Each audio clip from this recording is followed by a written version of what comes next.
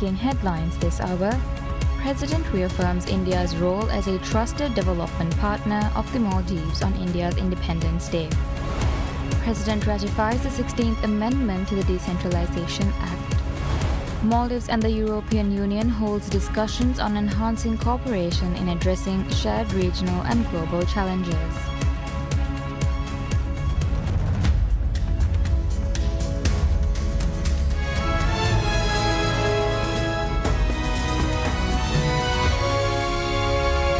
Assalamu alaikum and welcome to PSM News in English with me, Abdullah. Muiz reaffirms India's role as a trusted development partner of the Maldives, underscoring the enduring strength of bilateral relations between the two nations.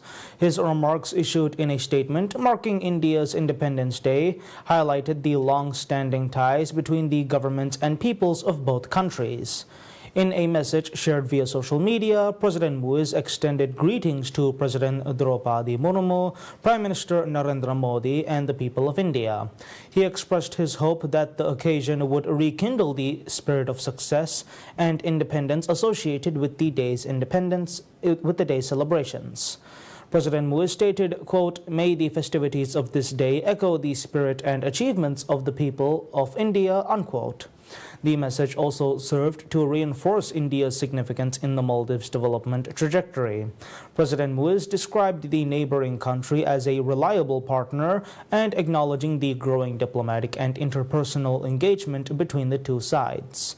The relationship between the Maldives and India predates the formal establishment of diplomatic ties on the 1st of November 1965. The historical trade relations laid the foundation for a partnership that has since evolved into a multifaceted alliance. The foundation has continued to strengthen under President Muiz's administration. On the 25th of July, Prime Minister Modi visited the Maldives to participate in the country's Independence Day celebrations. The visit marked by the finalization of several agreements and substantive discussions was cited by Maldivian government officials as further consolidating the relationship between the two nations. President Dr. Mohammad Muiz ratifies the 16th Amendment to the Decentralization Act. The bill was passed during the 22nd sitting of the second session of the 2025 parliamentary term on the 6th of August 2025. The amendment introduces several key changes aimed at strengthening the decentralized governance system. Its primary objectives are to define the scope of business activities conducted by local authority companies established by councils, review certain principles governing the provision of state grants to councils, and establish procedures for significant financial decisions in the final year of a council's term. The amendment stipulates that business activities undertaken by local authority companies must meet specified conditions, with any activities found to be in conflict with the law required to cease within 90 days of the amendment coming into force. It also introduces a provision prohibiting councils from charging rent for land or buildings allocated to various parties for the provision of essential public services. Furthermore, the amendment stipulates that the appointment of staff, leasing of land, lagoons and reef areas within the council's jurisdiction, and the commencement of a new development project not included in the council's development plan may only be carried out in accordance with guidelines set by the Ministry of Finance and the local government authority if a council's term will end within 365 days or less. Following ratification, the amendment has been published in the Government Gazette and has now come into effect. President Dr. Mohammad Muiz emphasized that these changes are an important step towards further strengthening and advancing the decentralized system in the Maldives. Maldives and the European Union, or EU, holds discussions on enhancing cooperation in addressing shared regional and global challenges. The discussion took place when the Minister of Foreign Affairs, Dr. Abdullah Khalil, received the Ambassador of the EU to the Maldives, Maria Carmen Moreno Raimundo, as part of her ongoing visit to the Maldives. During the meeting, Minister Dr. Khalil and Ambassador Moreno reflected on the growing partnership between the Maldives and the European Union and acknowledged the importance of continued dialogue and cooperation in addressing shared regional and global challenges. Discussed key areas for enhanced collaboration, including climate change, environmental protection, good governance, democracy and counterterrorism, and the prevention of violent extremism. According to the Ministry of Foreign Affairs, Minister Dr. Khalil reaffirmed the Maldives' firm commitment to deepening cooperation with the European Union, particularly in advancing inclusive and sustainable development, promoting democratic resilience, and fostering long-term partnerships. It added that Ambassador Marino expressed her intent to further elevate EU-Maldives relations. Minister Dr. Khalil was accompanied by Secretary Dr. Hala Hamid, Ambassador-at-Large Abdullah Hamid, Senior Undersecretary Hassan Hussein Shihab, and Senior Political Director Ahmad Hani Naim. Official fiscal figures shows government revenue and grants have increased by 8.2%, with expenditure down by 16.7% in the first 29 weeks of the year compared to the same period last year. According to the Ministry of Finance and Planning's weekly fiscal development report, state revenue was recorded at 1.54 billion from 1st January to 7th August, an 8.2% increase from the 1.42 billion over the same period last year. The figures showed that tax revenue accounted for the bulk of the year's total revenue, thus far followed by non-tax revenue.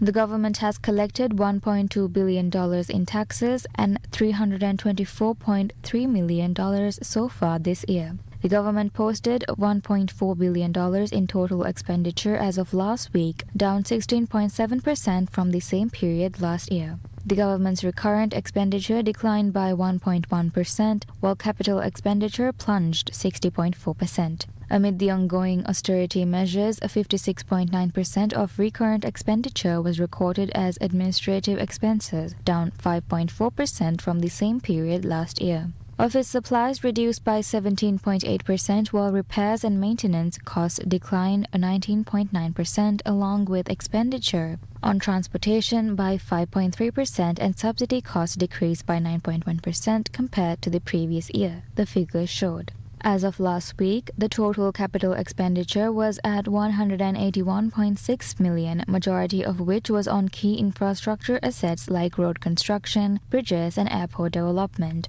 This is 21.2% of the total budget approved by the Parliament for this year.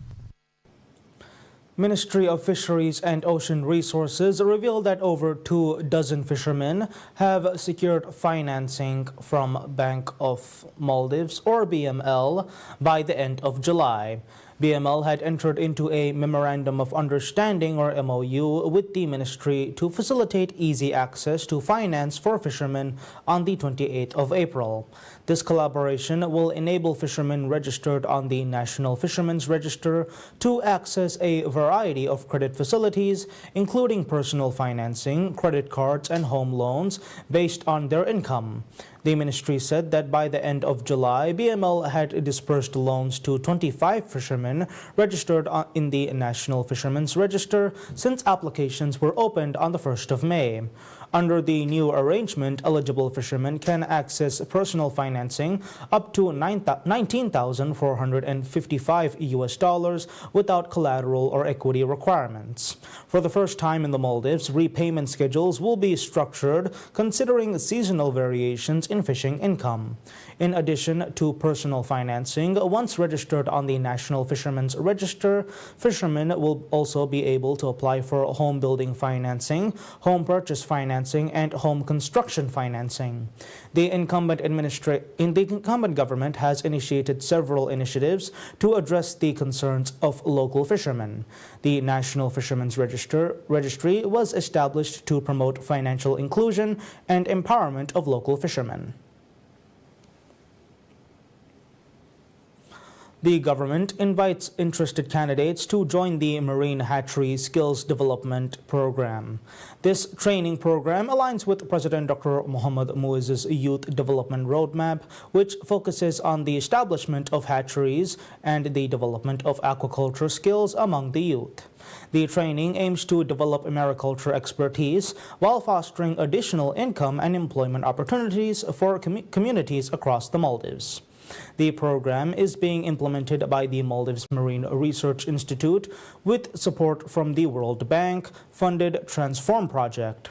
It seeks to develop local technical expertise necessary for introducing and advancing a mariculture industry in the Maldives. The Ministry of Fisheries and Ocean Resources said the program is scheduled to be held from the 18th to the 30th of October in Mania Fushi, Kaf Atoll.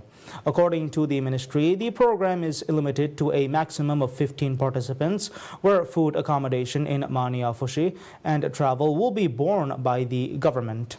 Prospective candidates are invited to submit their applications by 2 p.m. on the 30th of September to be considered for the program. The biannual course program covers aquaculture systems, live feed production, and techniques for culturing grouper, sea cucumber, and pearl oysters. Additionally, it includes the identification of diseases affecting cultured species and methods for disease prevention.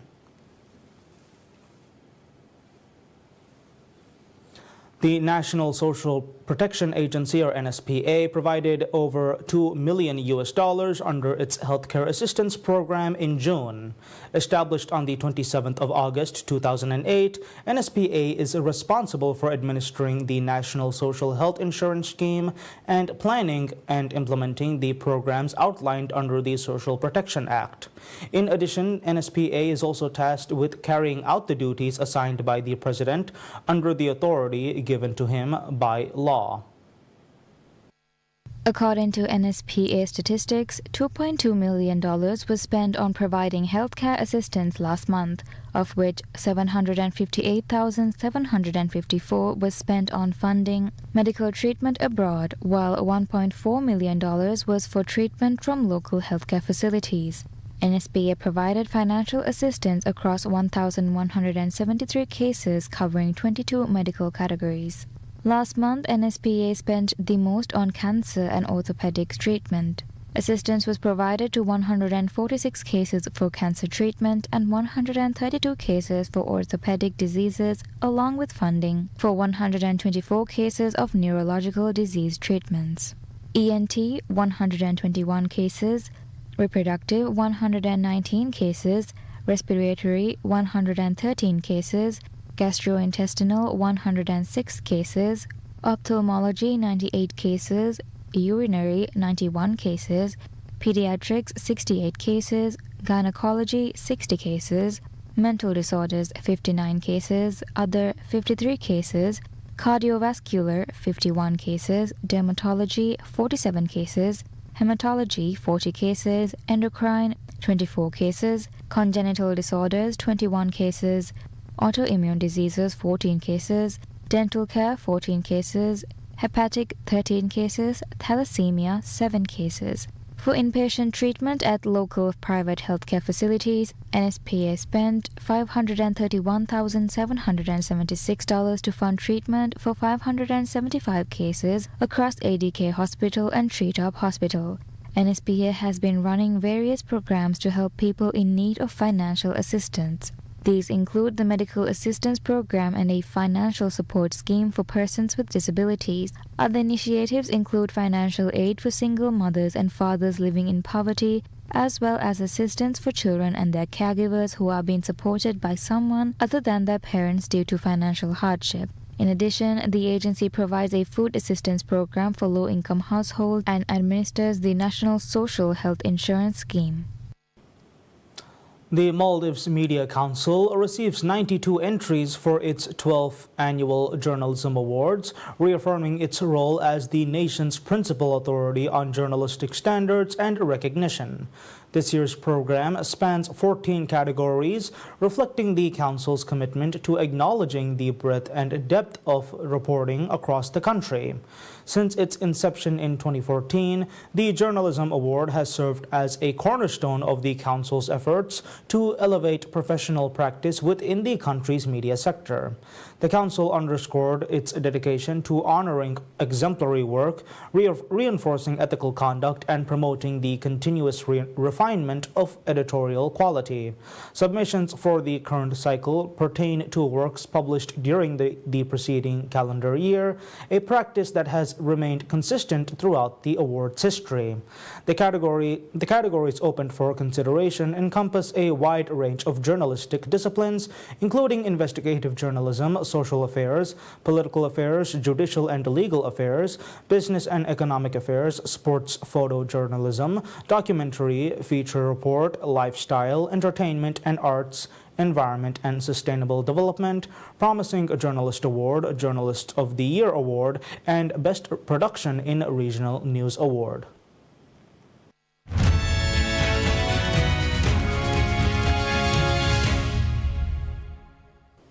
Indian Prime Minister Narendra Modi urges the country to move towards more self-reliance, manufacture everything from fertilizers to jet engines and EV batteries, and vowed to protect farmers in the face of a trade conflict with Washington. With the punishing tariffs imposed on Indian exports by U.S. President Donald Trump expected to hurt growth in the world's fastest-growing major economy, Modi announced lower goods and services taxes (GST) from October, a move that could help boost consumption. He also announced India would set up a new defense system called Sudarshan Chakra. He did not elaborate, but a government statement said the system is aimed at neutralizing enemy infiltrations and enhancing India's offensive capabilities. Modi was addressing the nation on the occasion of his Independence Day at a time when New Delhi has been struggling with Trump's tariffs and the collapse of trade talks, largely due to differences over imports of American farm and dairy products. Modi did not mention the tariffs of the U.S. in his speech that lasted nearly 2 hours.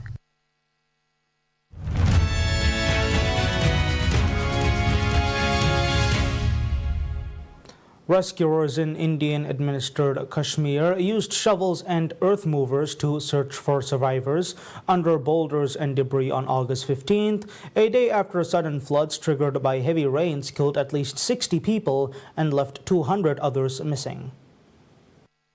Gushing mudslides and floodwaters inundated the village of Chasoti on August 14th, washing away pilgrims who had gathered for lunch before trekking up the hill for a popular religious site.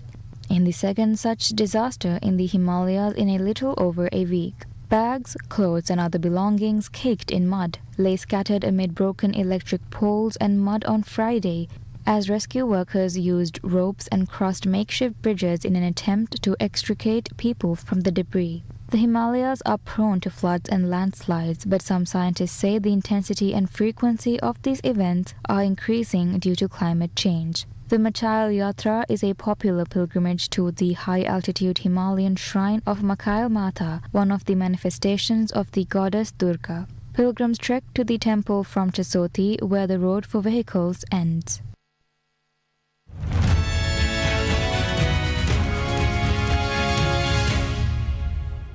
Manager Enzo Maresca says Chelsea need to address a defensive gap after centre-back Levi Colwill suffered an anterior cruciate ligament or ACL injury ahead of their Premier League opener against Crystal Palace on August 17th. Colwill picked up the injury in training and has undergone successful surgery, with the 22-year-old England international expected to miss much of the new season. It typically takes some 6 to 9 months for a player to recover from an ACL injury and return to action, leaving Chelsea without a key figure in their backline. Anyway, now it's okay. Aware that he has to be a long time out. It's a big loss for us. How important Levi has been for us last season, for the way we want to play. We said many times that we are able to create chances and to attack in the right way if we are able to build in the right way, and Levi was a huge part of our build-up, and now he's out, and we want to try to find different solution. Chelsea are looking to build on last season's success after finishing fourth in the Premier League, winning the UEFA Conference League final against Real Betis, followed by defeating European champions Paris Saint-Germain in the Club World Cup final in July. With the closed season transfer window closing on September 1st for Premier League clubs, Maresca was not ruling out further incomings at Stamford Bridge. The West London club have been active in the transfer market, signing Joao Pedro, Jamie Gittins, Joel Hato, Liam Delap, Estevao Willian, among others. Maresca was also wary of Palace, who stunned Manchester City to win the FA Cup in May, and reigning Premier League champions Liverpool in the FA Community Shield earlier this month.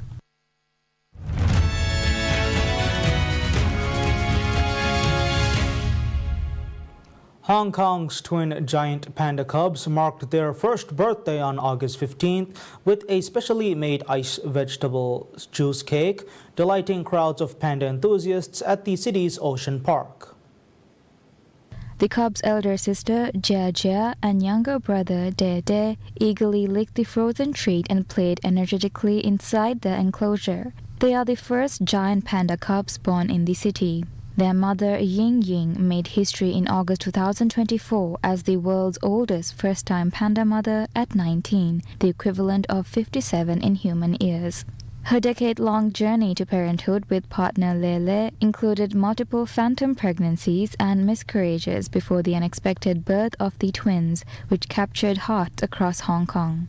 According to the park, Jia Jia and Day Day now each weigh about 30 kilograms and are gradually being introduced to solid foods such as chopped bamboo shoots and carrots.